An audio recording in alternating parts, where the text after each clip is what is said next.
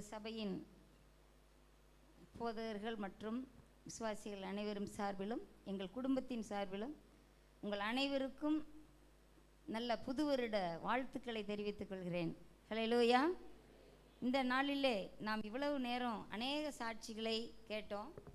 ஒவ்வொரு சாட்சிகளும் பார்த்திங்கன்னா மிகவும் நம்ம ஆவி ஆத்மா சரீரத்தை உயிர்ப்பிக்கக்கூடியதாக இருந்தது. ஹல்லேலூயா. அருமையான சின்ன சின்ன பிள்ளைகளெல்லாம் இன்றைக்கி துதி சிறுவர் பாலகர் வாயினால் துதி உண்டு பண்ணுவேன்னு ஆண்டவர் சொன்ன வசனம் இன்றைக்கி நிறைவேறி இருக்குது. அருமையான சின்ன பிள்ளைகள் தங்கள் வாழ்க்கையில் ஆண்டவர் செய்த நன்மைகளை தைரியமாக இந்த சபை நடுவில் சாட்சியாக சொன்னார்கள். தேவன் நிச்சயமாக சந்தோஷப்பட்டிருப்பார். ஹல்லேலூயா. சரி, நாம் செய்தியின் வேலைக்குள்ளாக கடந்து வருவோம். இந்த நாளிலே நாம் வாக்குத்தத்த வசனம் செப்பனியா தீர்க்கதரிசன புஸ்தகம் 3ஆம் அதிகாரம் 17வது வசனம் நமக்கு பின்னால் கொடுக்கப்பட்டிருக்கிறது. அனைவரும் சேர்ந்து சொல்லலாம். உன் தேவனாகிய கர்த்தர் உன் நடுவில் இருக்கிறார். அவர் வல்லமை உள்ளவர். அவர் ரட்சிப்பார். அவர் உன் பேரில் சந்தோஷமாய் மகிழ்ந்து தம்முடைய அன்பு நிமித்தம் அமர்ந்திருப்பார். அவர் உன் பேரில் கம்பீரமாய் களி கூறுவார். ஹல்லேலூயா. ஆண்டவர் இந்த வசனத்தை செப்பனியா தீர்க்கதரிசிக்கு சொல்லுகிற போது செப்பனியா 3:15 இதே வசனத்தை வாசிக்கிறோம். இஸ்ரவேலின் ராஜாவாகிய கர்த்தர் உன் நடுவில் இருக்கிறார். இஸ்ரவேலின் ராஜாவாகிய கர்த்தர் உன் நடுவில் இருக்கிறார். உன் தேவனாகிய கர்த்தர் என்று சொன்ன அந்த வசனம் இப்போது ராஜாவாகிய கர்த்தர் உன் நடுவிலே இருக்கிறார் என்று சொல்லி இந்த வசனம் சொல்லுகிறது. அதெல்லாம் பார்த்தீங்கன்னா ஆண்டவர் என்ன சொல்லுகிறார், இந்த முதலாவது இதை தொடங்கும்போது எப்படிப்பட்ட சூழ்நிலையில் இந்த வசனத்தை அந்த இடத்துல சொன்னார் என்று பார்க்கும்போது அந்த தேசம் மிகவும் பொல்லாங்காக இருந்தது. பார்த்திங்கன்னா முதல் வசனமே இப்படியாக சொல்லுகிறது, இடுக்கண் செய்து ஊத்தையும் அழுக்குமான நகரமாக இருந்தது என்று சொல்லி பார்க்குறோம். அது சொல்லும்போது பார்த்தா அந்த வசனத்தை வாசிக்கும் போதே நமக்கு மிகவும் சங்கடமாக இருக்கிறது. அப்படிப்பட்ட அந்த நகரத்தில் பார்த்திங்கன்னா என்ன சொல்லியிருக்குதுன்னா, அவர்கள் ஆண்டவருக்கு என்ன செய்யலை, செவி கொடுக்கல அப்படின்னு சொல்லி பார்க்குறோம். 2வது வசனத்தில் அவர் சத்தத்துக்கு செவி கொடுக்கவில்லை. அடுத்தவர் கடிந்துகளை ஏற்றுக்கொள்ளவில்லை. கர்த்தரை நம்பவில்லை. தேவனிடத்தில் சேரவில்லை. அவர்கள் மட்டுமல்ல, அதற்கு உள்ளே இருக்கிற அதிபதிகள் எப்படி இருக்கிறாங்களாம், ஆளுகை செய்கிறவர்கள் கெச்சிக்கிற சிங்கங்களாக. அது நியாயாதிபதிகள் ஜட்ஜஸ் எல்லாம் எப்படி இருக்காங்களாம், ஓநாய்கள் போல இருக்கிறாங்க. எவ்வளோ இதாக பாருங்க. தீர்க்கதரிசிகள் 4வது வசனம், தீர்க்கதரிசிகள் வீண் பெருமையும் வஞ்சகமுமாக இருக்கிறார்கள். ஆசாரியர்கள் பாருங்க, பரிசுத்த ஸ்தலத்தை பரிசுத்த குலைச்சலாக்கி வேதத்துக்கு அநியாயம் செய்தார்கள். வேத புரட்டர்களாக வசனத்தை அவர்களுக்கு ஏற்ற விதமாய் சொல்லுகிறவர்களாக காணப்பட்டார்களாம். இப்படிப்பட்ட சூழ்நிலைக்கு நடுவில் தான் அதற்குள் இருக்கிற கர்த்தர். ஹல்லேலூயா. இப்படிப்பட்ட சூழ்நிலைகள் மத்தியில் தான் ஆண்டவர் என்ன செய்கிறாரு, அதற்குள் இருக்கிற கர்த்தர் நீதியுள்ளவர். அவர் அநியாயம் செய்வதில்லை, நியாயத்தை விளங்க பண்ணுவார் என்று சொல்லி நாம் பார்க்குறோம். அவர் நீதி செய்கிற தெய்வமாயிருக்கிறார். ஆகவா இந்த இடத்துல பார்க்குறோம். அவங்க பாருங்க 8வது வசனம் கடைசியில், பூமி எல்லாம் என் எரிச்சலின் அக்கினியினால் அழியும். அப்பொழுது ஜனங்கள் எல்லாரும் கர்த்தருடைய நாமத்தை தொழுது கொண்டு ஒருமனப்பட்டு அவருக்கு ஆராதனை செய்யும்படிக்கு நான் அவர்கள் பாஷையை சுத்தமான பாஷையாக மாற பண்ணுவேன். ஹல்லேலூயா. இப்போ நம்ம இதுவரைக்கும் பார்த்தா ஏசாயா தீர்க்கதரிசன புஸ்தகம் 6ஆம் அதிகாரத்தில் நான் அசுத்த உதடு உள்ள மனுஷன், அசுத்த உதடு உள்ள ஜனங்கள் நடுவில் வாசம் செய்கிறேன் அப்படின்னு சொல்லிட்டு அந்த ஏசாயா சொன்னதை பார்க்குறோம். ஆனால் இந்த இடத்துல பாருங்கள் என்ன சொல்லியிருக்குது, சுத்தமான பாஷை. உதடு மட்டுமில்லை, அவர்கள் பாஷையும் எப்படி இருந்துதான், அசுத்தமாக இருந்துதான். அப்போ ஆண்டவர் அந்த பாஷையை என்ன செய்கிறாரு, சுத்தப்படுத்துகிறார். பேசுகிற பேச்சிலே ஒரு பரிசுத்தம் காணப்பட வேண்டும் என்று சொல்லி ஆண்டவர் விரும்புகிறார். அப்படிப்பட்ட பரிசுத்த உதடுகளோடு தான் தேவனை ஆராதிக்க வேண்டும். ஹல்லேலூயா. அப்போ இந்த இடத்துல பாருங்கள், ஒருமனப்பட்டு அவருக்கு ஆராதனை செய்யும்படிக்கு எப்படி அந்த ஆதி அப்போஸ்தலர் காலத்தில் ஏக மனது, எல்லாருக்கும் ஒரே இதயம் இருந்தது, ஒரே வாய் இருந்தது, ஒரே நாவு இருந்தது என்று சொல்லி நம்ம பார்க்குறோம். அது மாதிரி இந்த இடத்துல பாருங்கள், அவங்க பாஷை அனைத்தும் சுத்தமாக இருந்தது. ஆகவே அந்த இடத்துல ஒருமனப்பட்டாங்க அப்படின்ட்டு. அப்போ அந்த இடத்துல 11வது வசனத்தில் கடைசி பகுதி பாருங்க, உன் நடுவிலிருந்து விலக்கி விடுவேன், நீ இனி என் பரிசுத்த பருவத்தில் அகங்காரம் கொள்ள மாட்டாய். உன் நடுவில் சிறுமையும் எளிமையுமான ஜனத்தை மீதியாக வைப்பேன். எவ்வளோ அழகான வசனம் பாருங்க. சிறுமையும் எளிமையுமானவர்களை உன் நடுவில் நான் மீதியாக வைப்பேன் அப்படின்னு. மீதியாக வைப்பேன் என்கிற வார்த்தையில் நீங்கள் பார்த்தீங்கன்னா நிறையா பகுதியில் ஆண்டவர் மீதியாக வைத்திருக்கிறார். ஏசாயா தீர்க்கதரிசி புஸ்தகத்தில் பார்க்குறோம். அதேபோல் இஸ்ரவேலில் ஆண்டவர் மீதியாக சில ஜனங்களை வைத்தார். ஆபிரகாமின் நாட்களில் மீதியாக வைத்தார். நோவாவின் காலத்தில் அந்த ஜனங்கள் எல்லாம் அழியும் போது நோவா குடும்பத்தில் உள்ள மக்கள் மட்டும் 8 பேர் மட்டும் ஆண்டவர் மீதியாக வைத்தார். அது மாதிரி நம்ம நிறையா காரியத்தை நம்ம பார்க்குறோம். எரிகோ பட்டணமே அழிஞ்சு போச்சு. அதில் மீதியாக யாரை வச்சுருந்தாரு? ராகாப் என்கிற ஒரே ஒரு அந்த சகோதரியை, அவங்க குடும்பத்தை மட்டும் என்ன செஞ்சார்? ஆண்டவர் மீதியாக அந்த இடத்துல வைத்திருந்தார் பார்க்குறோம். அது மாதிரி நிறைய இடங்களில் ஆண்டவர் ஒரு நோக்கத்தோடு மீதியாக சிலரை வைத்திருக்கிறார். இப்போ அது மாதிரி இந்த கடைசி 2020, 21, 22 ஆகிய வருடங்கள்லாம் பார்த்திங்கன்னா நிறைய கொரோனாவில் மக்கள் அழிஞ்சு போனாங்க. ஆனால் கிருபையாக ஆண்டவர் நம்மளையெல்லாம் எப்படி வச்சுருக்கிறாரு? மீதியாக வச்சுருக்கிறாரு. ஹல்லேலூயா, ஹல்லேலூயா. மீதியாக வச்சுருக்கிறாரு. எதுக்கு? ஆண்டவருக்காக பயன்படணும், ஒருமனப்பட்டு ஆராதிக்கணும், அவருக்காக நம்ம எதையாவது செய்யணும் என்று சொல்லி தான் ஆண்டவர் வச்சிருக்கிறார். இப்போ பாருங்க, கர்த்தருடைய நாமத்தின்மே நம்பிக்கையாக இருப்பார்கள். 13வது வசனம், இஸ்ரவேலில் மீதியானவர்கள் அநியாயம் செய்வதில்லை, பொய் பேசுவதில்லை, வஞ்சக நாவு அவர்கள் வாயில் கண்டுபிடிக்கப்படுவதில்லை, அவர்கள் தங்களை பயப்படுத்துவார்கள், புசித்து படுத்துக்கொள்வார்கள் என்று சொல்லி இந்த இடத்துல சொல்லப்பட்டிருக்கிறது. அப்போ பாருங்க, இஸ்ரவேலில் ஆண்டவர் மீதியாக சிலர் என்ன செய்கிறாரு? வச்சிருக்கிறாரு. பாருங்க, எல்லா ஜனங்களும் போனாங்க எகிப்திலிருந்து. அதில் ஒரு 2 பேர் மட்டும்தான் எகிப்திலிருந்து புறப்பட்டவர்களில் கானானுக்குள்ளே பிரவேசித்தாங்க. மீதி எல்லாம் ஒருத்தர் இல்லை. எல்லாம் வழியிலேயே, வருகிற வழியிலேயே என்ன செஞ்சிட்டாங்க? அவங்கெல்லாம் வனாந்திரத்திலே மரித்து போனார்கள். அவங்கெல்லாம் யாரும் கானானுக்குள்ளே பிரவேசிக்கலை. விசுவாச வார்த்தைகளை பேசின அவங்க மட்டும்தான் என்ன செஞ்சாங்க? யோசுவாவும் காலேபும் மட்டும் போனாங்க. அவர்கள் இருவரை தான் ஆண்டவர் மீதியாக வைத்திருந்தார். ஹல்லேலூயா. ஆகவே இந்த நாட்களில் பார்த்தீங்கன்னா ஆண்டவர் எதற்காக என் ஜனத்தில் என்னை மீதியாக வைத்திருக்கிறார்? என்னுடைய குடும்பத்தில் ஆண்டவர் ஏன் என்னை மீதியாக வைத்திருக்கிறார்? வேலை செய்யும் ஸ்தலத்தில் ஆண்டவர் என்னை ஏன் மீதியாக வைத்திருக்கிறார்? மற்றவர்களெல்லாம் இருப்பாங்க, பாதி அல்ல மீதி, பாதியாக வைக்கல. ஆண்டவர் எப்படி வச்சிருக்கிறாரு? மீதியாக வச்சிருக்கிறாரு. அப்போ மீதியாக வச்சிருக்கிறவங்க என்ன செய்யணும்? வீதி வீதியாக போய் ஆண்டவர் பற்றி சொல்லணும். ஹல்லேலூயா.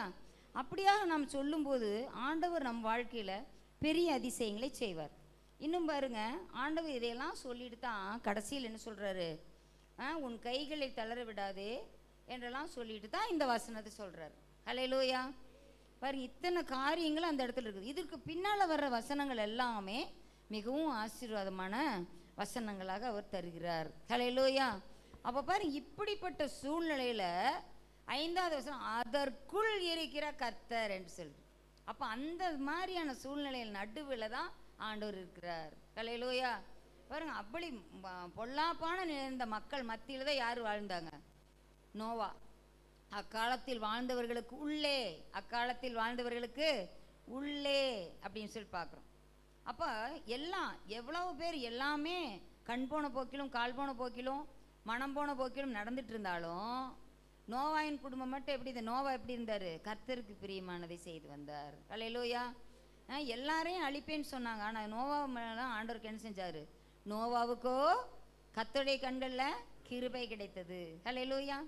மாதிரி நம்மளுடைய வாழ்க்கையிலும் கூட எஸ்தருக்கு எல்லார் கண்களையும் தயவு கிடைத்தது என்று சொல்லிப்பாங்க. அப்போ தேவனுடைய பிள்ளைகளுக்கு எங்கு போனாலும், இப்போ நம்ம உலகத்தில் ஒரு பழம் சொன்னோம், கற்றோருக்கு சென்ற விடமெல்லாம் சிறப்புன்னு. ஆனால் இயேசுவை கற்க வேண்டிய பிரகாரம் கற்றவருக்கு எங்கு போனாலும் தயை கிடைக்கும். ஹல்லேலூயா. அதுவும் அறிந்து கொள்கிற விதமாக நம்ம அறிந்து கொள்ளும் போது மற்றவர்கள் நம்மை புரிந்து கொள்ளும் விதமாக புரிந்து கொண்டு நம்மை அருமையான பணிக்காக தெரிந்து கொள்வார்கள். ஹல்லேலூயா. அப்படியாக ஆண்டவர் நம்மை நடத்தும்படிக்கு தான் நம்ம ஆண்டவர் சமூகத்தில் நம்ம ஒப்பு கொடுக்கணும். ஹல்லேலூயா. முதலாவதான கருத்துக்கு நம்ம வருவோம். ஆண்டவர் நம் நடுவில் இருக்கிறார். ஹல்லேலூயா. 7 காரியங்கள் உங்கள் மத்தியில் சொல்ல இருக்கிறேன். நடுவில் அப்படிங்கும்போது நம்ம வாழ்க்கையில் கிரைஸ்ட் சென்டர்ட் லைஃப் நமக்கு வேணும். கர்த்தரை மையமாக கொண்ட ஒரு வாழ்க்கை. பள்ளிக்கூடத்தில் சொல்லுவாங்க ஸ்டூடெண்ட் சென்டர்டு எஜுகேஷன், மாணவனை மையமாக கொண்ட கல்வி தான் உண்மையான கல்வி என்று சொல்லி. நம்மளுடைய ஆவிக்குரிய வாழ்க்கையில் யாரை மையமாக கொள்ளணும்? ஆண்டவரை மையமாக கொள்ள வேண்டும். ஹல்லேலூயா.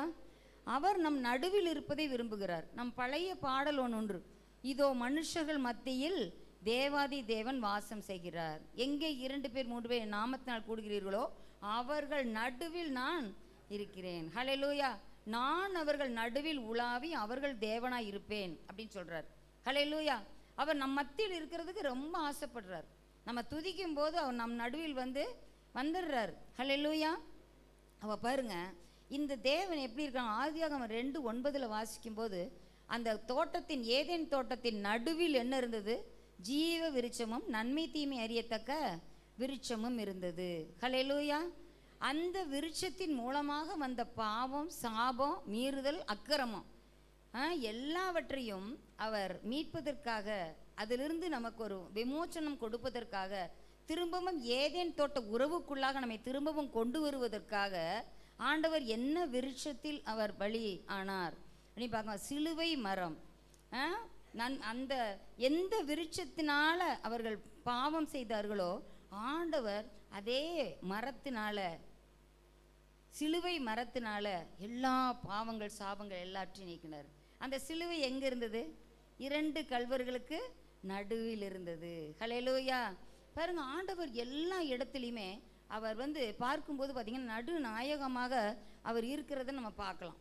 இப்போ நீங்கள் அதை பார்க்கும்போது பார்த்தீங்கன்னா என்ன சொல்லியிருக்கிறதுனா, ஆதியாகமம் 49:24, 25 அதெல்லாம் பார்த்தீங்கன்னா யாக்கோபின் வல்லவர், அவங்க யாக்கோபின் வல்லவர் அவர்களுக்கு நடுவில் இருந்து என்ன செஞ்சார்? அவர்களை வழி நடத்தினார் அப்படின்னு பார்க்குறோம். அந்த வல்லவரால் யோசேப்பு எப்படி இருந்தானா? எல்லாரையும் மேய்ப்பனாகவும் அவர்களுக்கு கண்மலையாகவும் இருந்தான்னு சொல்லி பார்க்குறோம்.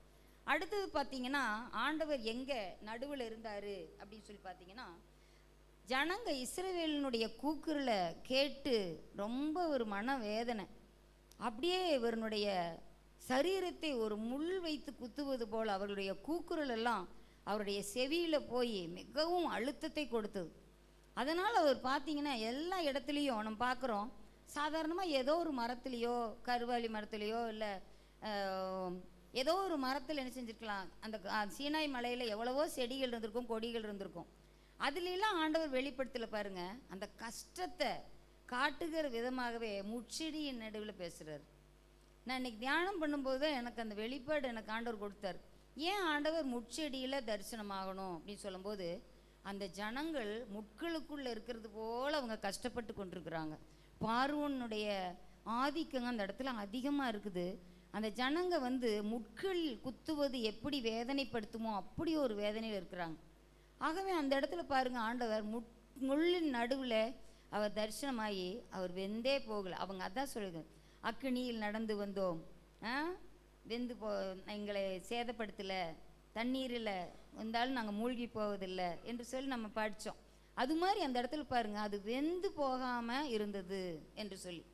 அப்போ அந்த இடத்துல ஒரு அதிசயத்தை, அற்புதத்தை செய்கிறார். அந்த ஜனங்க என்னதான் கஷ்டப்பட்டாலும் அவங்க கண்டிப்பாக என்ன பண்ண மாட்டாங்க? வெட்கப்படுத்த விடவே மாட்டேன், நான் ஆபிரகாமின் தேவனும் ஈசாக்கின் தேவனும் யாக்கோபின் தேவனுமாகிய தேவன் என்பதை அந்த இடத்துல ஆண்டவர் அவருக்கு வெளிப்படுத்தினார். அடுத்தது பார்த்தீங்கன்னா எங்கே வந்தது? யாத்திராகமம் 14:23 பார்க்குறோம், சமுத்திரத்தின் நடுவில் ஆண்டவர் அவங்களோட போனாங்க. குதிரை வீரர் நடந்து போவது போல் அந்த இடத்துல அவர்களை கடக்க பண்ணினார். 15ஆம் அதிகாரம் 19வது வசனத்தில் அதை நம்ம வாசிக்கிறோம். அடுத்தது பாருங்க, யாத்திராகமம் 24:14-16 மேகத்தில் நடுவே அவருடைய மகிமை காணப்பட்டது. அந்த இடத்துல இருந்து மோசையை கூப்பிடுறார். மேகத்தில் அவர் மகிமை அந்த இடத்துல வெளிப்பட்டுச்சுன்னு சொல்லி பார்க்குறோம். அப்போ கடைசி நாட்கள் கூட என்ன சொல்லிருக்கு? வானத்தில் வானத்தில் நடுவானத்தில் அப்படின்னு சொல்லிட்டு ஒரு பாட்டு இருக்கு பார்த்தீங்களா? நடுவானத்தில் ஆண்டவர் தோன்றுவார். அப்போது என்ன செய்வாங்க? கர்த்தருக்கு பிரியமான அவருடைய ஜனங்களை எல்லாம் நடு வானத்திலிருந்து அவர் அழைத்து கொள்வார் என்று சொல்லி வருகை நாட்களில் கூட ஆண்டவர் நடுவில் அழைக்கக்கூடிய தேவனாக இருக்கிறார். அதே போல் ஆண்டவர் சிலுவையில் மட்டும் அரிக்கும் போது மட்டும் நடுவில் இல்லை, அவர் உயிர்த்தெழுந்தவுடன் எங்கே போய் நின்னார்? சீசர்கள் எல்லாம் பயந்து ஒளிஞ்சு வீட்டுக்குள்ளே போய் பூட்டிட்டு இருக்கிறாங்க.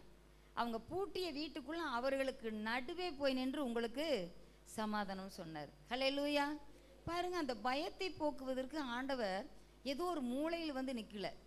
நம்ம வீட்டுக்கு சொல்லிட்டோம்னா போதும், அடுத்த செகண்ட் வந்து நிற்கக்கூடிய தேவனாக இருக்கிறார். ஹல்லேலூயா.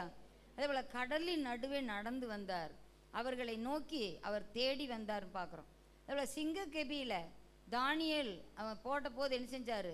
அந்த நடுவில் ஆண்டவர் நின்று அந்த சிங்கங்களின் வாய்களை கட்டி அவர் விடுதலை பண்ணார். அக்கினி சூளையில் சாத்ரக் மேஷாக் ஆபேத்நேகோ இருக்கும்போது அவர்கள் நடுவில் யார் இருந்தா? தேவகுமார் இருந்தார். ஹல்லேலூயா. இதுபோல் நம்முடைய வாழ்க்கையிலும் கூட அருமையான சகோதரனே சகோதரியே, எப்படிப்பட்ட சூழ்நிலைகள் இருந்தாலும் சரி, ஆண்டவர் நம்முடன் இருக்கிறார். நம் குடும்பத்தின் நடுவே இருக்கிறார், வேலை ஸ்தலத்தில் நம் நடுவில் இருக்கிறார், படிப்பில் நம் படிக்கும் இடத்துல நம்ம நடுவில் இருக்கிறார். அந்த பயம் நமக்கு இருந்ததுன்னா நிச்சயமாக நம்ம எந்த ஒரு இதுவுமே ஆண்டவருக்கு பயந்து எல்லா காரியத்தையும் செய்வோம். ஹல்லேலூயா. யாரும் நம்மளை பார்க்குறா அப்படின்னு நம்ம இருக்க மாட்டோம். தேவன் எப்போதும் நம்மை கண்ணுற்று கொண்டிருக்கிறார் அப்படின்னு சொல்லிட்டு நம்ம அதில் அறிந்து நம்ம நல்லா இருப்போம். அப்போ நம் மத்தியில் ஆண்டவர் இருக்கும்போது நமக்கு குறைவே இல்லை என்று சொல்லி உபாகமம் 2:7 நம்ம வாசிக்கிறோம். இப்படியாக நம் மத்தியில் இருக்கக்கூடிய தேவன் என்ன சொல்லியிருக்காங்கன்னா, முற்புதாக்களோடு ஆண்டவர் இருந்தார். யாக்கோபோட ஆதியாகமம் 28:15 பார்க்குறோம், அவனோடு கர்த்தர் இருந்தார். ஈசாக்குக்கு அதே போல் 26:24 ஆண்டவர் அவனோடு கூட இருந்தார் அப்படின்னு சொல்லிட்டு. யோசேப்பு அதே போல் அவர் சகோதரர் நடுவிலே அவனை ஆண்டவர் உயர்த்தினார். எல்லா அரிக்கட்டுகளும் அவனை என்ன செஞ்சது? சுற்றிலும் வணங்கி நின்னது. இவன் அரிக்கட்டு மட்டும் எப்படி இருக்குது? நடுவில் நேராக நிற்குது. ஹல்லேலூயா. அப்படியா ஆண்டவர் பார்த்தீங்கன்னா பெரிய அற்புதத்தை நம் வாழ்க்கையில் செய்கிற தெய்வமாக இருக்கிறார். அப்படிப்பட்ட தேவன் நம் நடுவில் இருந்து அவர் பெரிய அற்புதங்களையும் அதிசயங்களையும் செய்ய அவர் போதுமானவர்களும் அதிகமாக இருக்கிறார். உன் தேவனாகிய கர்த்தர் என்கிற வார்த்தை வேதாகமத்தில் 704 முறை வருகிறது. உன் தேவனாகிய கர்த்தர் என்கிற வார்த்தை 704 வரை வருகிறது. பழைய ஏற்பாட்டில் 644 முறையும் புதிய ஏற்பாட்டில் 60 முறையும் வருகிறது என்று சொல்லி நம்ம பார்க்குறோம். அப்போது இந்த தேவனாகிய கர்த்தர் நம்ம வாழ்க்கையில் எவ்வளோ சிறப்பாக இருக்கிறாரு. செப்பனியாவில் மட்டும்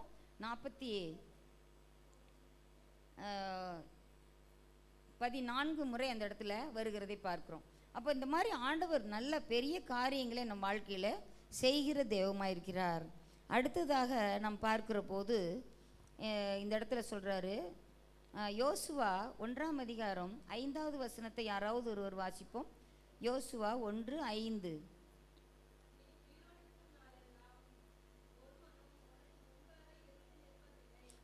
உனக்கு முன்பாக எதிர்த்து நிற்பதில்லை, இருந்தது போல உன்னோடும் இருப்பேன், உன்னை கைவிடுவதும் இல்லை.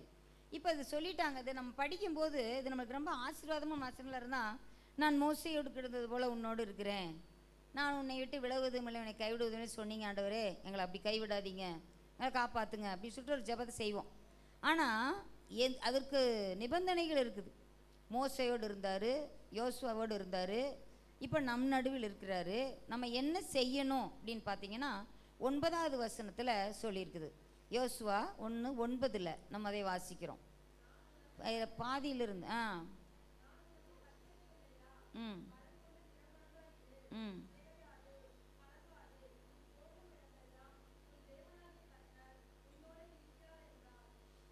ஹல்லேலூயா. பலம் கொண்டு திடமனதாக இருக்கணும். அதே போல் என்ன சொல்லிட்டுனா, அவர் நிறைய கட்டளைகள் கற்பனைகள் எல்லாம் கொடுத்துருக்கிறார். நீ அதை கை கொள்ள மாத்திரம் மிகவும் கவனமாயிரு அப்படின்னு சொல்லிட்டு அதில் சொல்லப்பட்டிருக்கிறது. யோசுவாவில் அதை நம்ம வாசிப்போம். அந்த உபாகமம் 4:23 அதை சொல்லியிருக்கு. உடன்படிக்கையை மறக்கக்கூடாது. உபாகமம் 4:23 அதை நம்ம வாசிக்கிறோம். அதே போல் நம்ம வாழ்க்கையில் ஆண்டவருக்கு மேலாக எதை நினச்சாலும் அது விக்கிரகம். அப்போ விக்கிரகம் நம்ம வாழ்க்கையில் கூடாது என்று சொல்லி பார்க்க. இதையெல்லாம் நம்ம செய்யும்போது ஆண்டவர் நம் நடுவில் இருக்கிறார். எதற்காக? பாதுகாக்க, போஷிக்க, பராமரிக்க, இன்னும் என்னென்னலாம் செய்கிறதுக்கு ஆண்டவர் வேணும்? இன்னும் என்ன எதற்கெல்லாம் ஆண்டவர் வேணும்? நம்மளை அறிவை உணர்த்த, வழி இதுவே இதிலே நடன்னு சொல்லி நமக்கு பாதை காட்ட, இதுக்கெல்லாம் ஆண்டவர் நமக்கு வேணும். அடுத்து இரண்டாவதாக வல்லமை உள்ளவர், த மைட்டி வேரியர் அப்படின்னு சொல்லிட்டு பார்க்குறோம். வல்லமை உள்ளவர் அப்படின்னா இங்கிலீஷில் த மைட்டி வேரியர். இது 14 வசனங்கள் இருக்கிறது.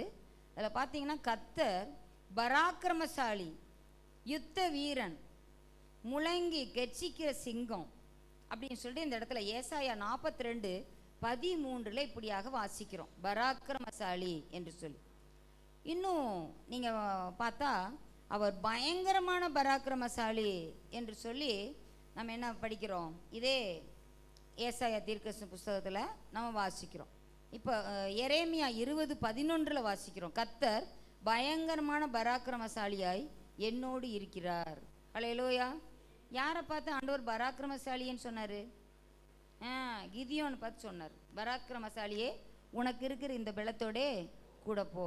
அதுவும் நம்ம பரிச்சை காலுக்கு எங்கே போனாலும் சரி அந்த வசனத்தை சொல்லிட்டு போகணும். உங்களை பார்த்து ஆண்டவர் சொல்கிற மாதிரியே நீங்கள் நினைக்கணும், உனக்கு இருக்கிற இந்த பலத்தோடே கூட போ, உன்னை அனுப்புகிறவர் நான் அல்லவா. ஹல்லேலூயா. அப்போ இந்த இடத்துல பாருங்கள், உடன்படிக்கையை நம்ம மறக்காமல் அந்த சர்வ வல்லமை உள்ளவரை நம்ம என்ன சார்ந்து கொள்ளணும்.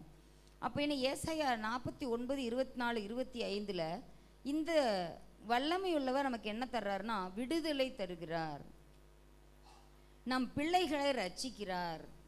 ஹல்லேலூயா. இன்னும் பார்த்தீங்கன்னா யாக்கோபின் வல்லவர் என்று அந்த இதில் நம்ம வாசிக்கிறோம். ஏசாயா 49:24 வாசிப்போம். 49:24.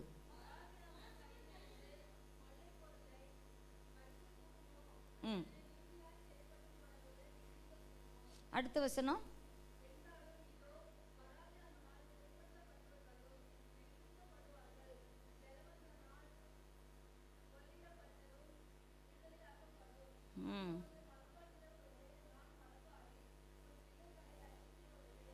ஹல்லேலூயா. பிள்ளைகளை ரட்சித்துக் கொள்வார், வழக்காடுவார் நமக்காக.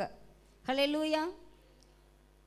இப்போ இந்த இடத்துல பாருங்கள், யாக்கோபின் வல்லவர் உன் இரட்சகர், உன் மீட்பர் என்று சொல்லி நம்ம வாசிக்கிறோம். ஏன் யாக்கோபின் வல்லவர்னு சொல்கிறோம்? ஏன் மற்ற ஆபிரகாமின் வல்லவர், ஈசாக்கின் வல்லவர்னு சொல்லல? ஏன் யாக்கோபின் வல்லவர்னு சொல்கிறோம்? யாக்கோபு தான் யாரோடு போராடி மேற்கொண்டான்? தேவனோடு போராடி, மனுஷரோடும் தேவனோடும் போராடி மேற்கொண்டவர் தான். அதான் யாக்கோபின் வல்லவர் என்று சொல்லி அதனால தான் அந்த இடத்துல சொல்லப்பட்டிருக்கிறது. அப்போ அப்படிப்பட்ட பயங்கரமான பராக்கிரமசாலியை நம்ம பக்கத்தில் வச்சுக்கணும் எப்போவுமே.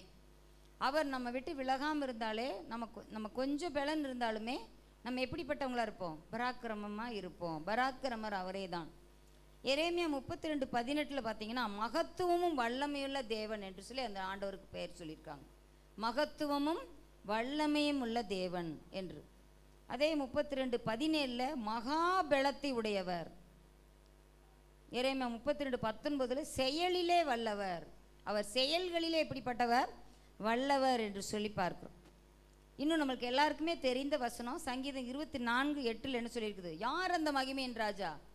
அவர் வல்லமையும் பராக்கிரமம் உள்ள கர்த்தர், அவர் யுத்தத்தில் பராக்கிரமம் உள்ள கர்த்தராமே என்று சொல்லி பார்க்கிறோம். இப்போ வல்லமையும் பராக்கிரமம் உள்ள, யுத்தத்தில் பராக்கிரமம் உள்ள தேவனாக இருக்கிறார். அந்த வல்லமையுள்ள தேவன் நமக்கு வேணும். ஹல்லேலூயா. அதை நம்ம பார்க்குற போது வேதத்தில் உதாரணமாக பார்த்தால் தாவீது என்ன சொல்கிறாரு? கோலியாத்துக்கிட்ட போகும்போது, நீ நிந்தித்த இஸ்ரவேலின் இராணுவங்களின் தேவனை கொண்டு உன்னிடத்துல வரேன்னு சொல்கிறார். அதுபோல் தானியேல் அவங்க ஃப்ரெண்ட்ஸ் என்ன சொல்கிறாங்க? சாத்ராக் மேஷாக் ராஜா அவங்கக்கிட்ட கேட்கும்போது, நெபுகத் நேச்சார் பேசும்போது என்ன சொல்கிறாங்க? ராஜாவே, இதை குறித்து உமக்கு நாங்கள் உத்தரவு சொல்ல அவசியமில்லை. இந்த தேவன் உம்முடைய கைக்கும் இந்த அக்கினி சூளையிலிருந்தும் எங்களை விடுவிக்க வல்லவராயிருக்கிறார். அப்படி எங்களை தப்புவிக்க அவர் இல்லை வல்லவராய், அவர் தப்புவிக்க விட்டாலும் நாங்கள் நீர் நிறுத்தின சிலையை வணங்க மாட்டோம் என்று சொல்கிறாங்க. அப்போ பாருங்கள், அந்த இடத்துல வல்லவர்னு அந்த இடத்துல அறிக்கையிடுறாங்க. ஹல்லேலூயா. அதோட மரியாள் என்ன சொல்கிறாங்க? அந்த மரியாளின் பாட்டில் வல்லமை மிக்கவர் மகிமையானவைகளை எனக்கு செய்தார், வல்லமையுடையவர் மகிமையானவைகளை எனக்கு செய்தார்னு சொல்கிறாங்க. பாருங்கள், அந்த இடத்துல தேவ வல்லமையினால், தேவ பலத்தினால, பரிசுத்த ஆவியினால் அவங்க உன்னதத்திலிருந்து பலம் அவங்கள் மீது வந்து நிழலிட்ட போது இயேசுவானவரை ஈன்றெடுக்க அவர்களுக்கு உதவி செய்தது. அதைத்தான் சொல்கிறாங்க, வல்லமை உள்ளவர் மகிமையானவைகள் எனக்கு செய்தார் என்று சொல்லி. ஹல்லேலூயா. அதே போல் இன்னும் பார்த்தீங்கன்னா என்ன சொல்லிருக்கு, மோசேயின் ஜெபம் கூட அப்படித்தான் சொல்கிறார், வல்லமை அப்படின்னு சொல்லிட்டு அவர் ஜெபம் பண்ணுறார்.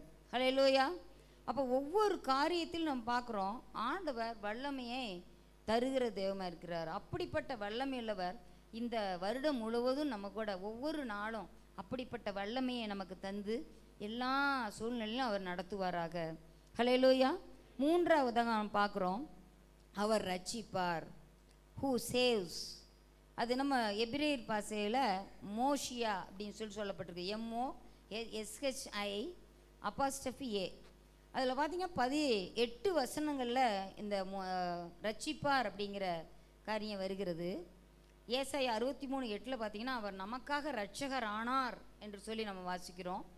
அதே போல் இன்னும் பார்த்தீங்கன்னா என்ன சொல்லியிருக்குதுன்னா, இஸ்ரவேலர்களை அவர் ரட்சித்தார். எதிலிருந்து? எகிப்தில். பெரிய கிரியை. சங்கீதம் 106:21 நம்ம வாசிக்கிறோம். நீங்கள் இதை குறித்து வைத்து கொண்டு வீட்டில் போய் தியானிக்கும்படி கேட்டுக்கொள்கிறேன். ஏன்னா அத்தனையும் வாசிச்சுட்டு இருந்தால் நமக்கு நேரம் போதாது.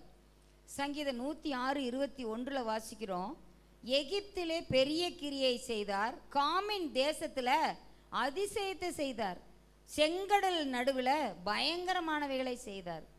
செய்துதான் இஸ்ரவேலர்கள் என்ன செஞ்சார்? ரட்சித்தார். பலத்த கையினாலும் ஓங்கிய புயத்தினாலும் ஆண்டவர் அவர்களை வழி நடத்தினார். ஹல்லேலூயா. இன்னும் ஏசாயா 43:11, 45:15, 45:21 பிற்பகுதி, அதெல்லாம் பார்க்கும்போது அவராலே அல்லாமல் ஒருவராலும் ரட்சிப்பு இல்லை அப்படின்னு சொல்லி பார்க்குறோம். அவர் ரட்சிக்கிறவர், பாவங்கள் சாபங்கள்லேருந்து ரட்சிக்கிறவர், நோயிலிருந்து ரட்சிக்கிறவர், சத்துரு அதிகாரங்கள்லேருந்து ரட்சிக்கிறவர், சாத்தான்லேருந்து ரட்சிக்கிறவர், பாவங்கள் சாபங்கள் வியாதிகள் எல்லாவற்றிலும் அவர் ரட்சிக்கிறவர். ஹல்லேலூயா. அவர் தமது ஜனங்களின் பாவங்களை நீக்கி அவர்களை ரட்சிப்பார். இயேசு என்கிற பேருக்கு அர்த்தம். இப்போ இந்த இடத்துல பாருங்க, பார்வோன் கைக்கு அவர் ரட்சிப்பவர். இஸ்ரவேலரை ரட்சித்தார், எல்லா துரைத்தனங்களிலிருந்து ரட்சித்தார், அதிகாரங்களிலிருந்து ரட்சித்தார், மேல் அதிகாரிகளிலிருந்து இருக்கக்கூடிய பயங்களிலிருந்து அவர் ரட்சித்தார். அடுத்து சத்துரு, யோபுவை சோதிக்கும் போது அந்த சத்துரு இல்லை என்னதான் இருந்தாலும் அந்த என்ன செஞ்சார், அந்த இடத்துல கடைசியா ஆண்டவர் யோபுவை ரட்சித்தார், ரெட்டிப்பான ஆசீர்வாதங்களை கொடுத்ததை பார்க்குறோம். ஹல்லேலூயா. அடுத்ததாக பாவங்களிலிருந்து ரட்சிக்கிற தெய்வமாக இருக்கிறார். ஏசாயா பாவமான ஜனங்கள் மத்தியில் வாழ்கிறேன்னு சொல்லிட்டு அவர் சொல்லும்போது அந்த அக்கினி தழல்னால ஒரு உதட்டை தொட்டு அவர் பரிசுத்தப்படுத்தினார், பாவங்கள் சரியாயிடுச்சு. சமாரியா ஸ்திரீ பாவத்திலிருந்து ரசித்தார். விபச்சார ஸ்திரீ விபச்சாரத்தில் கையும் மையுமாக பிடிக்கப்பட்டவளை ஆண்டவர் பாவங்களிலிருந்து அவர் ரசித்தார். அதே போல் ஆயக்காரன் சகேயுவை, அவன் எவ்வளவு பாவியான மனுஷன், ஆனால் ஆண்டவர் அவனை ரட்சித்தார். இந்த வீட்டுக்கு ரட்சிப்பு வந்தது என்று சொல்லி ஆண்டவர் அந்த சொன்னார். அடுத்து சாபங்கள் பார்க்கும்போது குஷ்டரோகங்கிறது பெரிய ஒரு சாபமான வியாதி.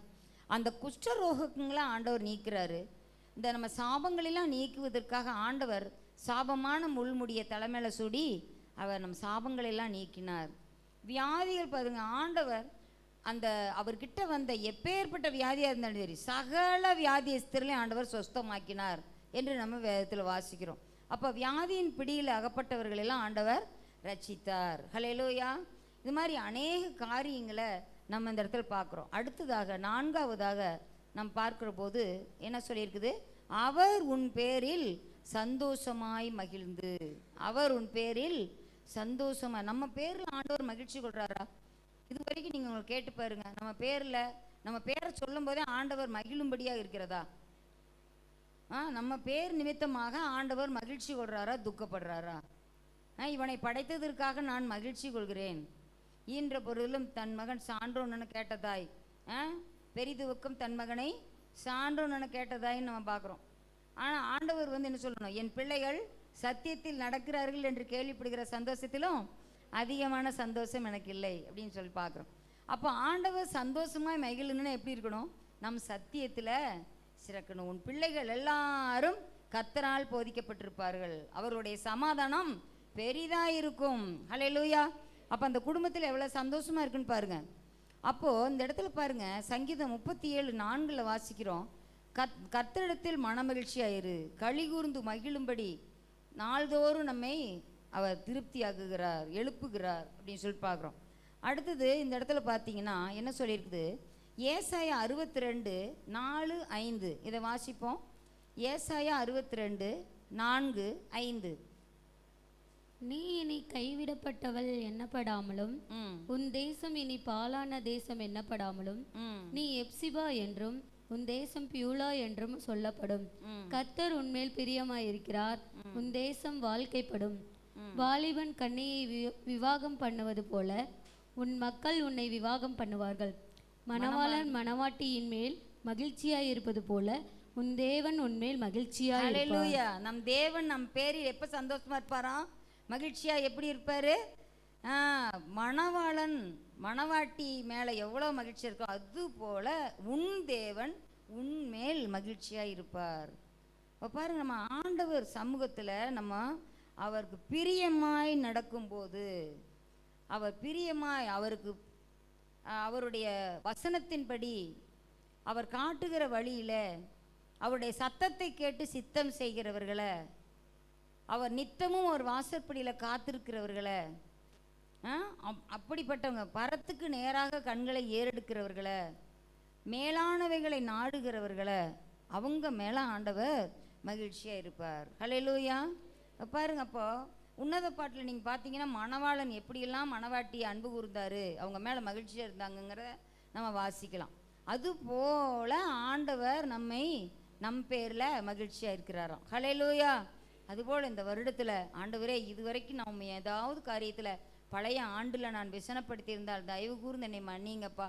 நான் உமக்கு ஏற்ற மணவாட்டியாக நான் இருக்கணும்ப்பா.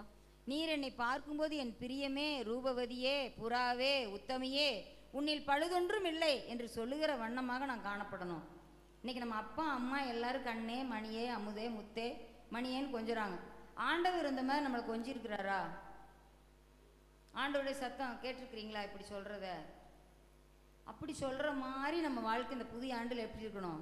அப்போ ஆண்டவர் நம்மளை பார்த்து சொல்லணும், உன்னில் பழுதொன்றும் இல்லை. நம்மக்கிட்ட எந்த கரை திரை பிழையற்ற ஒரு வாழ்க்கை இருக்கணும். ஆண்டவருக்காக ஒரு வாழ்க்கையை பரிசுத்தமாக வாழ்ந்துடணும். எப்படி வேணாலும் வாழ்கிறதுங்கிறது கிறிஸ்தவ வாழ்க்கை அல்ல. நமக்கு வாழ வேண்டிய வழிகளை ஆண்டவர் கற்றுத்தந்திருக்கிறார். அதன்படி நம்ம வாழணும். அதன்படி நம்ம வாழும்போது யார் மகிழ்ச்சியாக இருப்பா? நம் பேரில் தேவனாகிய கர்த்தர் நம் பேரில் மகிழ்ச்சியாய் சந்தோஷமாய் மகிழ்ந்து. பாருங்க, எவ்வளோ அந்த படிக்கும்போதே எவ்வளோ அழகாக இருக்குது. உன் பேரில் சந்தோஷமாய் மகிழ்ந்து. உன் பேரில், நம்ம ஒவ்வொருத்தருடைய பேர்லையும், உங்கள்னெல்லாம் வரல, தனிப்பட்ட ஒவ்வொரு மனிதனுக்கும், மனுஷிக்கும், ஒவ்வொரு குழந்தைக்கும், ஒவ்வொரு தம்பி பாப்பா எல்லாருக்கும் இது சொல்லப்பட்டிருக்கிறது. ஹல்லேலூயா. அதே போல் இன்னும் பார்த்தீங்கன்னா ஏசாயா 65:19 அவர் எருசலேமின் மேல் களி கூர்ந்து ஜனத்தின் மேல் மகிழ்ச்சியாக இருக்கிறார் என்று சொல்லப்பட்டிருக்கிறது. எருசலேமின் மேல் எப்படி இருக்கிறாரா? களி கூர்ந்து ஜனத்தின் மேல் மகிழ்ச்சியாக இருக்கிறார். பாருங்க, எவ்வளோ ஆண்டவர் மகிழ்ச்சியாக இருக்கிறார் பாருங்க. அந்த ஆதாம் ஏவாளோடு உலாவுகிறது ஆண்டவருக்கு ரொம்ப பிடிக்கும். பகலின் குளிர்ச்சியான வேளையில் அவங்களோட வந்து உலாவினார். ஆபிரகாமோடு வந்து பேசினார்.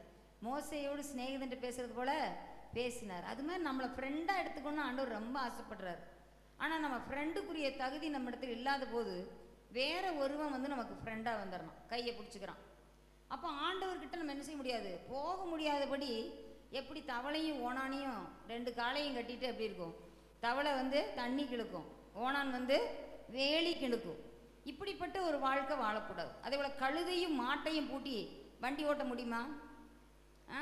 மாடு நல்லா வேகமாக ஓடணும்னு பார்க்கும். ஆனால் கழுதை என்ன செய்யும்? கொஞ்சம் தூரம் அப்படியே ஓடும், டக்கடி டக்கடின்னு. அப்புறம் என்ன ஆயிரும்? படுத்துக்கும். என்ன பண்ணிக்கும்? படுத்துக்கும். நம்ம வாழ்க்கை அப்படி இருக்கக்கூடாது. ஆண்டவரோடு சேர்ந்து, ஒன்றாக சேர்ந்து, கரம் கோர்த்து அவரோடு நடந்தோம்னா நம்ம வாழ்க்கையில் எந்த இடர்களும் வராது. நம் நடுவில் எப்பவும் இருக்கக்கூடிய தேவனாகிய கர்த்தர் நம் நிமித்தம் சந்தோஷமாய் நம்மோடு வருவார். ஹல்லேலூயா. இதை நம்ம பார்க்கும்போது பார்த்தீங்கன்னா இதை என்ன சொல்லிட்டுதுன்னா டெய்லி டிலைட் என்று சொல்லி பார்க்குறோம். He will take great delight in you அப்படின்னு சொல்லப்பட்டிருக்கிறது. எபிரேய பாஷையில் அதை சஸ் அப்படின்னு சொல்கிறாங்க. SUSS. he will take great delight என்று இதை நம்ம வாசிக்கிறோம். அவ பாருங்க இந்த இடத்துல என்ன சொல்லியிருக்குன்னா, நீதிமொழிகள் 8ஆம் அதிகாரத்தில் நீங்கள் பார்த்தீங்கன்னா இயேசுவானவர் எப்படி இருந்தாரா, நித்தமும் அவர் மனமகிழ்ச்சியாக இருந்து அப்படின்னு சொல்லிட்டு நம்ம வாசிக்கிறோம் அவர் படைப்பின் போது. அப்போது பிதாவின் செல்ல பிள்ளையா அவர் மடியில் நித்தமும் மனமகிழ்ச்சியாக இருந்தாராம், டெய்லி டிலைட். ஹல்லேலூயா. ஆகவே பாருங்க, இயேசுவானவர் பிதாவுக்கும் மனமகிழ்ச்சியாக இருந்தது போல நாமும் யாருக்கும் மனமகிழ்ச்சியாக இருக்கணும், ஆண்டவருக்கும் மனமகிழ்ச்சியாக நம்ம வாழ்ந்தோம்னா ஆண்டவர் நம் பேரில் சந்தோஷமாய் மகிழுவார். ஹல்லேலூயா. ஆண்டவரை மகிழ்ச்சியாக்குறதுக்கு யாருக்கெல்லாம் விருப்பம்? கை தூக்குங்களா. ஹல்லேலூயா. ஆண்டவரை மகிழ்ச்சியாக்கணும். அப்பா அம்மாவை மகிழ்ச்சியாக்குறதுக்கே நம்ம எவ்வளோ சந்தோஷப்படுறோம். அப்பா அம்மா நம் நிமித்தம் சந்தோஷப்பட்டாங்க, போதகர் சந்தோஷப்பட்டாங்கன்னா எப்படி இருக்கிறோம்? அப்படியே நம்ம கொஞ்சம் அப்படியே பூமியிலிருந்து ஒரு படி அப்படியே மிதப்போம். அப்போ ஆண்டவரையே மகிழ்வுக்கு கூடிய ஒரு மனுஷனாக நம்ம இருந்தோம்னா எப்படி இருக்கும்? ஹல்லேலூயா. பாருங்க இந்த இடத்துல என்ன சொல்லியிருக்குதுன்னா, உபாகமம் 30:10, உபாகமம் 30:10 வாசிப்போம்.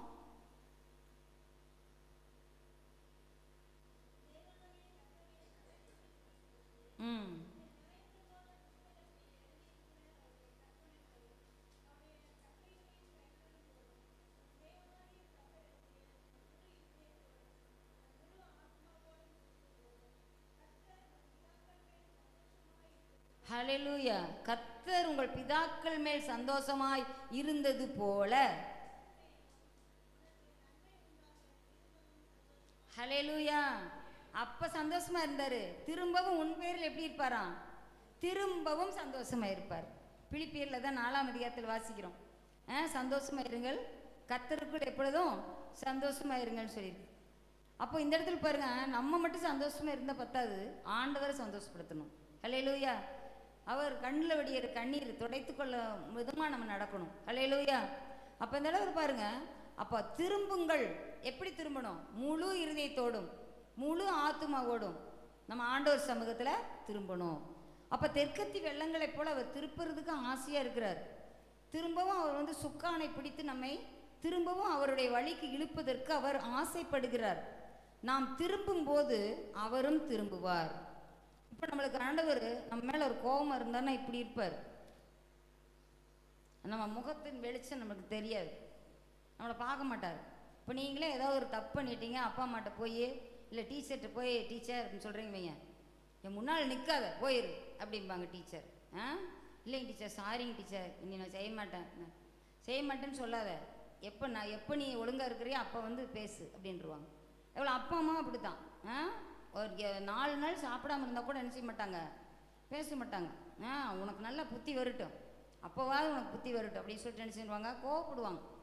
நம்ம ஆனால் திரும்பவும் மனம் திரும்பி கெட்டகுமாரன் போல் திரும்பி என்ன செய்வார், தகப்பன் என்ன செய்வார், ஓடி கட்டி தழுவி என் மகன் மரித்தான் இப்போது உயிர்த்தான் என்று சொல்லி பெரிய விருந்து பண்ணி பெரிய எல்லாம் ஏற்பாடு பண்ணி மோதிரம் போட்டு ட்ரெஸ்ஸை கொடுத்து செருப்பு போட்டு எல்லாம் சந்தோஷமாக இருக்குது. அவன் திரும்பவும் வந்துட்டான், எல்லாரும் என்னோடு கூட சந்தோஷப்படுங்கள் அப்படின்னு ஆண்டவர் சந்தோஷப்படுவார். ஹல்லேலூயா. இப்போ பாருங்க, அவர் திருப்புகிறார், ஆனால் நம்ம திரும்ப மாட்டோம் என்று பிடிவாதமாக இருக்கிறோம். வாதத்துக்கு மருந்து உண்டு, ஆனால் பிடிவாதத்திற்கு என்ன கிடையாது, மருந்து இல்லை. ஆகவே நம்ம இந்த பிடிவாதங்களை எல்லாம் நம்ம என்ன செஞ்சிடணும், விட்டுறணும். ஆயக்காரன், நான் பார்க்கத்தாப்பா வந்தேன், நீ இறங்கி வாங்கன்னு சொல்கிறீங்க, நான் இப்போ இறங்கி வரமாட்டேன், பார்த்துட்டேன் அவ்வளோதான் சல்யூட் அப்படின்னு அடிச்சுட்டு போயிருந்தான்னு ஒரு ரட்சிப்பு வந்திருக்குமா? இல்லை, ஆண்டவர் கூப்பிட்டதுன்னு என்ன செஞ்சான், உடனே வந்தான். நம்ம போய்கிட்டே இருக்கிறோம், ஆண்டவர் நம்ம கூப்பிட்றாருன்னா உடனே ரைட் அபவுட் டன் அப்படின்னு திரும்பிடணும். ஹல்லேலூயா. உடனே திரும்பணும், அப்போ தான் ஆண்டவர் நம்ம ரைட்டான பாதையில் நம்ம நடத்துவார். ஹல்லேலூயா. நம்ம பாருங்க, திரும்ப மாட்டோம் என்று பிடிவாதமாய் நாம் இருக்கிறத மாற்றிக்கணும். முற்பிதாக்களின் ஆசீர்வாதம் வேண்டுமானால் முரண்டு பிடிக்காமல் முந்தி அன்பு கூறுவோம். முற்பிதாக்களின் ஆசீர்வாதம் நமக்கு வேணும்னா என்ன செய்வாங்க, முற்பிதாக்கள் மேல் சந்தோஷமாக இருந்தது போல இப்போ படித்தோம்ல, அது மாதிரி அந்த ஆசீர்வாதம் நமக்கு வேணும்னா முரண்டு பிடிக்காமல் நாம் முதல்ல முந்தி அன்பு கூற வேண்டும். எண்ண முடியாத ஆசீர்வாதத்தை பெற்றான் ஆபிரகாம்.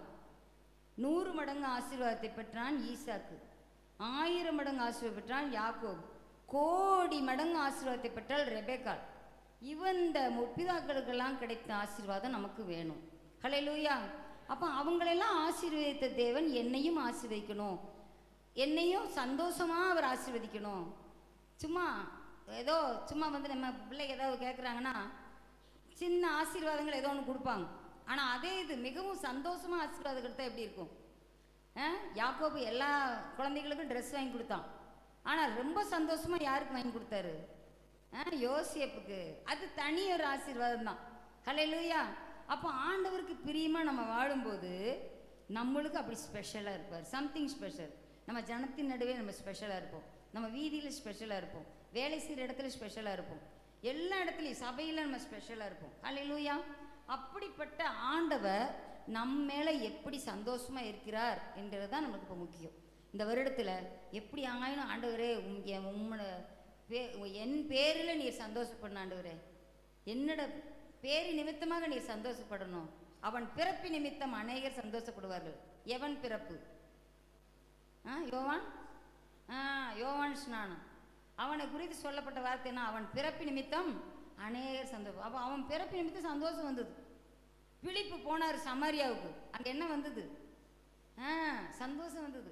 பிலிப்பு நிமித்தமாக அங்கே என்ன வந்தது? சந்தோஷம் வந்தது. ஹல்லேலூயா. அப்படியா ஒவ்வொரு இடத்தையும் நம்ம பார்க்கும்போது நம்மனால மற்றவங்களுக்கு சந்தோஷம் இருக்கணும். எல்லாரையும் காட்டிலும் இன்னைக்கு எல்லாரையும் மற்றவங்களை சந்தோஷப்படுத்துறவங்களாம் இன்னைக்கு நிறைய பேர் இருக்காங்க. ஜோக்கர்ஸ் எல்லாம் நிறைய கடி ஜோக்கு, எல்லா ஜோக்கும் சொல்கிறதுக்கு நிறைய பேர் இருக்கிறாங்க. யூடியூப் திறந்தால் நிறைய ஜோக்கு வரும், சிரிச்சு சிரிச்சு வயிறு வலிச்சு போகும்.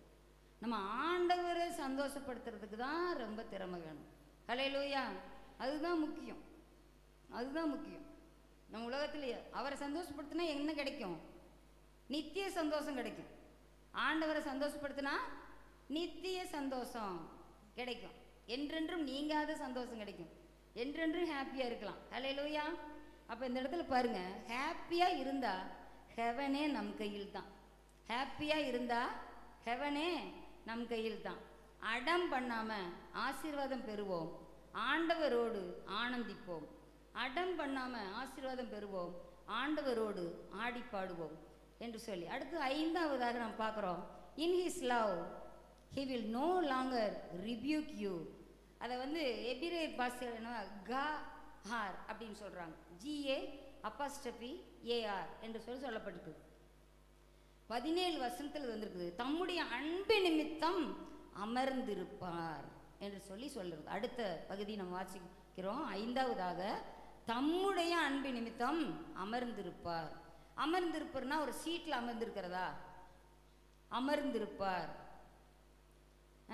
ஆண்டவர் காற்றையும் கடலையும் பார்த்து என்ன சொன்னார்? இறையாதே அமைதலாயிரு.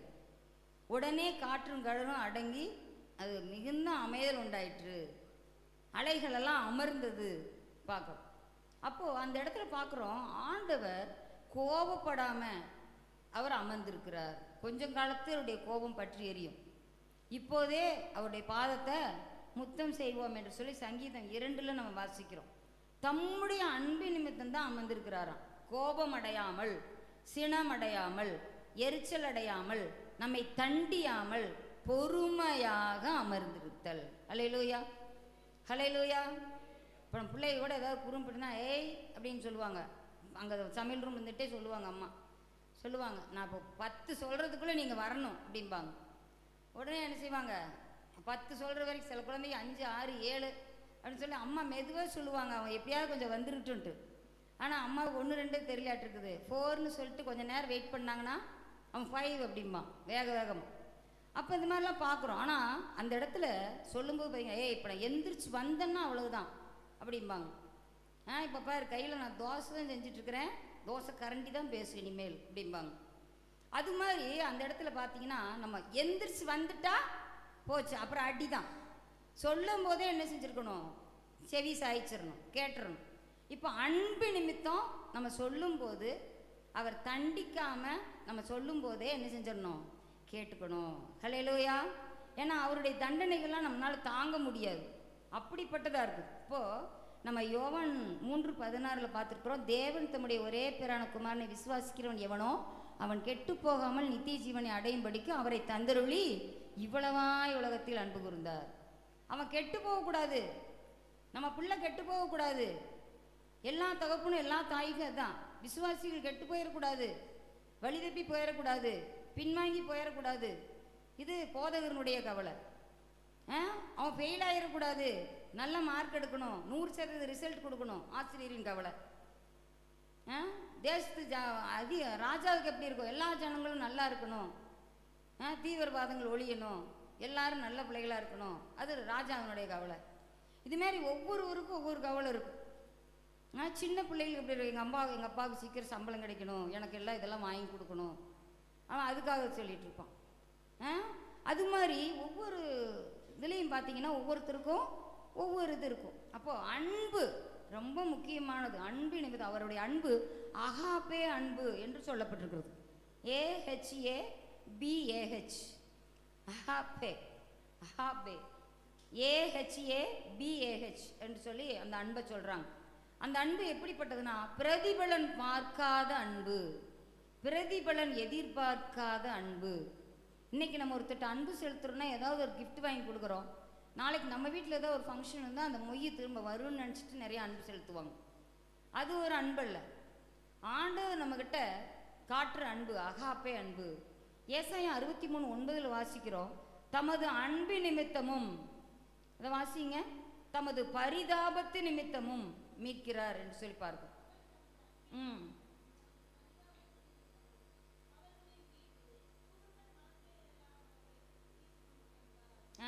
பூர்வ நாட்களில் எல்லாம் தூக்கி சுமந்து வந்தார். ஹல்லேலூயா. என்னை தூக்கி தூக்கி எடுத்தீரே, அந்த பாட்டு பாடுறோம், வல்லவரே என்று. அப்போ நம்ம தூக்குறாரு, தகப்பன் சுமப்பது போல, தோளின் மேல் சுமப்பது போல அவர் தூக்கி சுமக்கிறாராம். தாய் தன் வயிற்றில் என்ன செஞ்சாங்க, பிள்ளைய தூக்கி சுமந்தாங்க. அது மாதிரி ஆண்டவர் தமது அன்பு நிமித்தமும் பரிதாபத்தை, ஏன்னா கீழே விட்டோன்னா அவங்க அவ்வளோதான் அழிஞ்சு போயிடுவாங்க, அதனால தூக்கி வச்சுக்கிறாரு. ஹல்லேலூயா.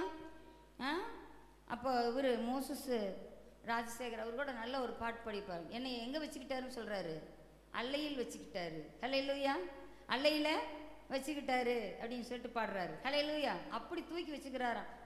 அப்போ பாரங்களை, சாபத்தை, கஷ்டத்தை, நஷ்டத்தை, வருத்தத்தை எல்லாத்தையும் எதில் சுமந்தார் சொல்லுங்க, சிலுவையில் சுமந்தார். ஹல்லேலூயா.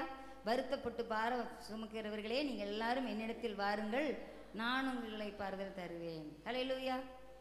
உங்கள் கர்த்தர் மேல் உன் பாரத்தை வைத்து விடு, அவர் உன்னை ஆதரிப்பார். பாருங்க, நம்ம எல்லாமே நம்மளே இது பண்ணிட்டு இருக்கக்கூடாது. ஆண்டவர் நமக்கு அன்புனால நமக்கு பயில் காட்டி அழைக்கிறார். அப்போ அந்த சத்தத்தை கேட்டு நம்ம திருந்திடணும். ஹல்லேலூயா. அப்போ எரேமியா 31:3 நம்ம வாசிக்கும்போது, அனாதி சிநேகத்தால் நான் உன்னை சிநேகித்தேன் அப்படின்னு சொல்கிறார். அந்த அகாப்பே அன்பு, அன்பு இருக்கிறதுனால தான் இன்னும் கொஞ்ச நாளில் என் மகன் திருந்த மாட்டானா, இன்னும் கொஞ்ச நாளில் இந்த பழக்கத்திலிருந்து விடுதலை ஆக மாட்டானா, இன்னும் கொஞ்ச நாளில் இந்த எனக்கு பிரியமில்லாத சில காரியங்கள் அவன் உள்ளத்தில் இருக்குதே அதெல்லாம் மாறாதா என்று சொல்லி ஆண்டவர் பார்த்துக்கிட்டே இருக்கிறார். ஆண்டவர் பார்த்துக்கிட்டே இருக்கிறார். அப்போது அந்த அன்பு கூறுகிற அந்த சிநேகம் பார்த்தீங்கன்னா, கர்த்தர் அவர் சிநேகம், அவர் சிநேகம் சிநேகமே என்று சொல்லி பார்க்குறோம்.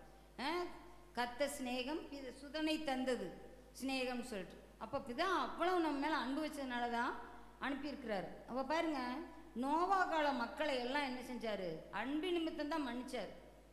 அந்த இடத்துல நீங்கள் பார்த்தீங்கன்னா என்ன சொல்லிக்கிறது, ஏசாயா 54:9 கடைசி பகுதியில் பார்க்குறோம். அந்த நோவா கால மக்களை எல்லாம் அவங்க மேலே இனிமேல் நான் அவங்களெல்லாம் அழிக்க மாட்டேன் என்று சொல்லி கோபம் கொள்ளாமல், கடிந்து கொள்ளாமல் அவர்களை மன்னிக்கிறார். ஹல்லேலூயா.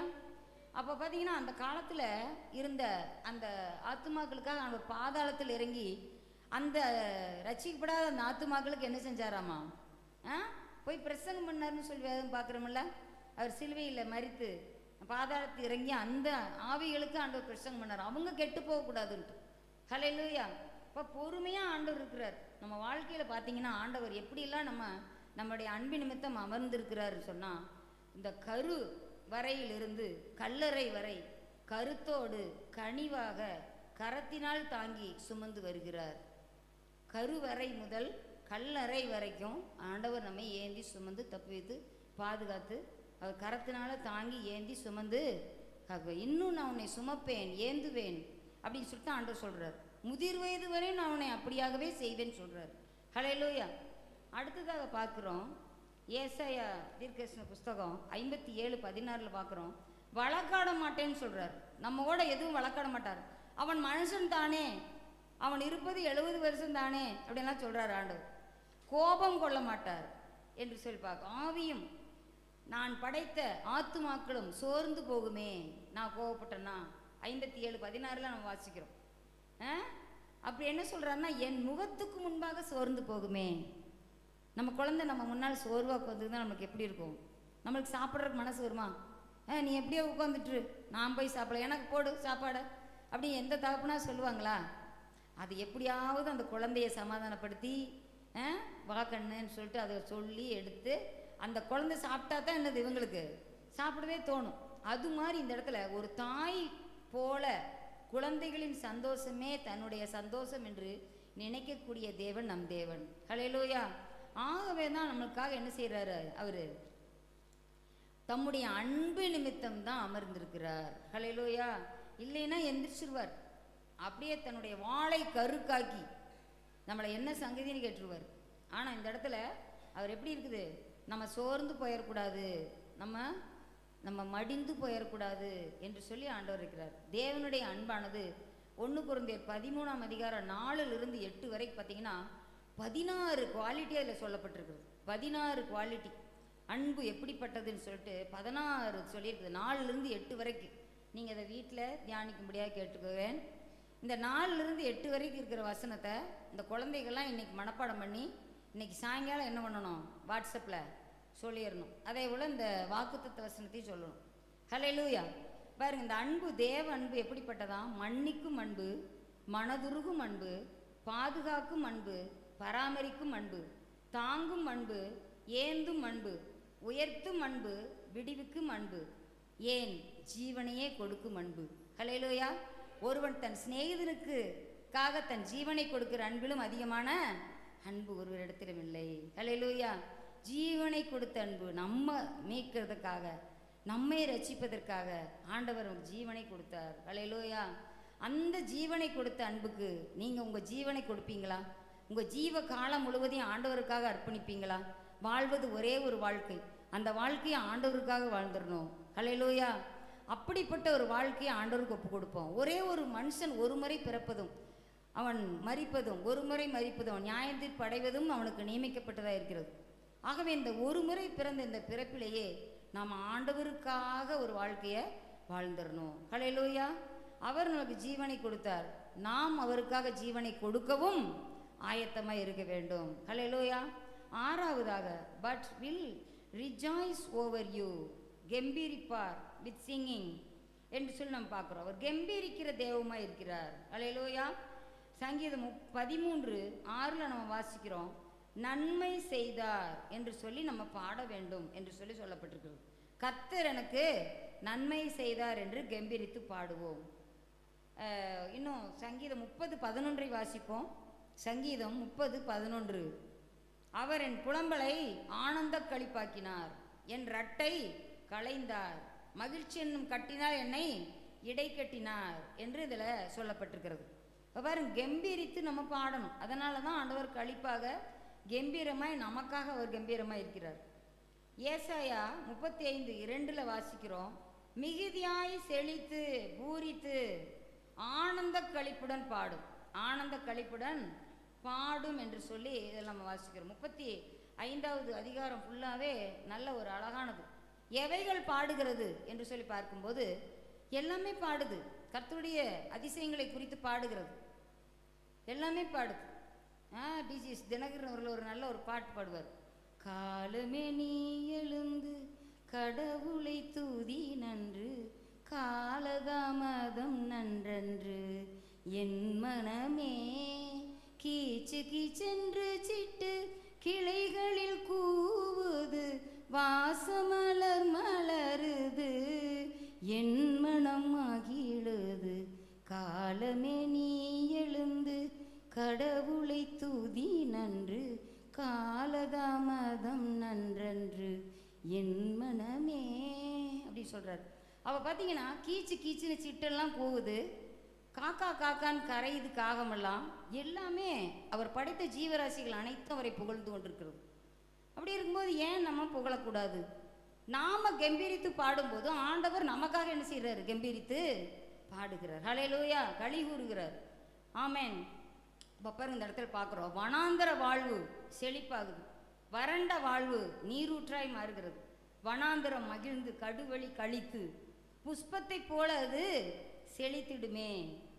வெட்டாந்தரை ஊற்றாகும் கடுவழி ஆறாகும் கத்தாதி கத்தரேசு நாமத்தினால் என்று சொல்லி அந்த அதிகாரத்தில் பார்த்தீங்கன்னா எல்லாமே அழகாக அந்த இடத்துல அவங்க பாடி அவங்க திசை கெட்டு போவதில்லை, எல்லாரும் ரொம்ப உற்சாகமாக இருக்கிறாங்க. கடைசியில் பார்த்தீங்கன்னா எங்கே முடியுது அவங்க பயணமெல்லாம்? நித்தியத்தில் போய் முடியுது. சஞ்சலமும் தவிப்பும் ஓடி போகும் என்று சொல்லி இந்த இடத்துல நம்ம பார்க்குறோம். இது அழகான ஒரு பாடலாகவே இருக்கிறது. பார்த்தீங்கன்னா, வனாந்திரம் மகிழ்ந்து கடுவெளி கழித்து புஷ்பத்தை போலது செழித்திடுமே.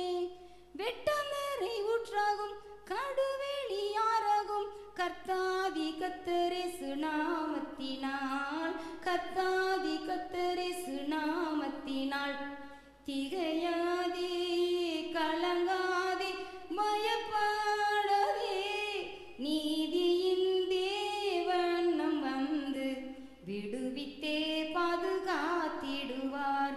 நீதியின் தேவன் வந்துன்னை விடுவித்தே பாதுகாத்திடுவார். பெரும் பாதையான வழியும் அங்குண்டு, பரிசுத்த வழியென அழைக்கப்படும். தீட்டுள்ள வண்ணதிலே நடந்து வருவதில்லை, பேதையர் திசை கெட்டு போவதில்லை, பேதையர் திசை கெட்டு போவதில்லை. திகையாதே கலங்காதே பயப்படாதே, நீதியின் தேவன் வந்துன்னை விடுவித்தே பாதுகாத்திடுவார். மீட்கப்பட்டோர்கள் சீயோன் வந்தடைவர் ஆனந்த களிப்புடன் பாடிக்கொண்டே. மீட்கப்பட்டோர்கள் சீயோன் வந்தடைவர் ஆனந்த களிப்புடன் பாடிக்கொண்டே. நித்திய மகிழ்ச்சி தலையின் மேலிருக்கும், சஞ்சலம் தவிப்பும் என்றும் ஓடிப்போம், சஞ்சலம் தவிப்பும் என்றும் ஓடிப்போம். திகையாதே கலங்காதே பயப்படாதே, நீதியின் தேவன் வந்துன்னை விடுவித்தே பாதுகாத்திடுவார். நீதியின் தேவன் வந்துன்னை விடுவித்தே பாதுகாத்திடுவார். ஹல்லேலூயா. இன்னும் பார்த்தீங்கன்னா ஏசாயா 62:6 கர்த்தரை பிரஸ்தாபம் பண்ணுகிறவர்கள் எப்படி இருப்பாங்களாம்? அமைதியாக இருக்கக்கூடாது அப்படின்னு சொல்லப்பட்டிருக்கு இந்த வசனத்தில். அமெரிக்கையாக இருக்கக்கூடாது. கர்த்தரை பிரஸ்தாபம் பண்ணுறவங்க எப்படி சொல்லியிருக்கணும்? சீயோனே கம்பீரி, அடக்கி கொள்ளாதே, சத்தமிடு அப்படின்னு தான் சொல்லியிருக்கு. ஹல்லேலூயா. அப்போ அது மாதிரி கர்த்தரை பிரஸ்தாபம் பண்ணணும்னா எப்படி இருக்கணுமா? முழங்கணும். ஹல்லேலூயா, ஹல்லேலூயா. மனம் திரும்புங்கள், பரலோக ராஜ்யம் சமீபமாக இருக்கிறது என்று வனாந்தரத்தில் கூப்பிடுகிற சத்தம் உண்டாயிற்று. ஆண்டவரும் அதே சொன்னார், மனம் திரும்புங்கள் என்று சொல்லி. அப்போது கர்த்தரை பிரஸ்தாபம் பண்ணுகிறவர்கள் எப்படி இருக்காங்க? வனாந்தரத்தில் மைக்கே இல்லாமல் கத்துறான், எல்லாரும் வர்றாங்க அந்த இடத்தை தேடி. ஹல்லேலூயா. அது மாதிரி நம்மளுடைய வாழ்க்கையிலையும் நம்ம முழங்குகிற பிள்ளைகளாக இருக்க வேண்டும்.